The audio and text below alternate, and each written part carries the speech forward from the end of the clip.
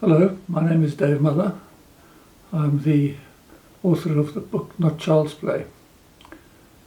If you'd asked me many years ago, before we had our experience as a family of being captured and held hostage in Mozambique by a group of child soldiers, what was one of the important requirements for a terror organisation, an army, I would never have guessed that it would be that one of the essential needs would be a tailoring department, but it was, because, and forgive me if I'm a bit flippant about this, but in some ways this is the only way you can sort of handle some of these memories.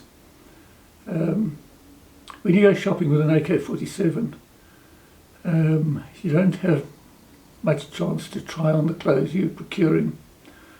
And so when the boys came back from their raids, there was always a great rush to get to the tailor department.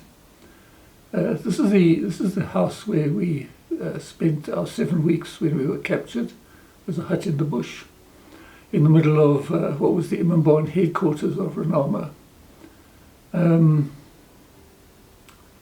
hidden in the bush, surrounding bush, were all sorts of strange things. And one of them was two men who'd sat under a big mahogany tree at treadle sewing machines, surrounded by piles of cloths and with tape measures around their necks. Both men had lost a leg during the Civil War, and they unpicked and remade clothes.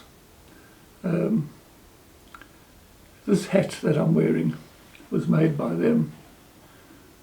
It's a very special memory for me of that time. It's beautifully made. Unfortunately, the size isn't quite right. Either they miscalculated the size of my head, or I've got a bit big-headed in the years since. But they also made clothes for my children.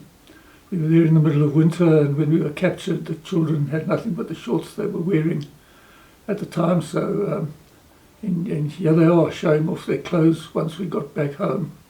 That's 8-year-old Tammy and 5-year-old Seth. So I'd please ask you to follow me.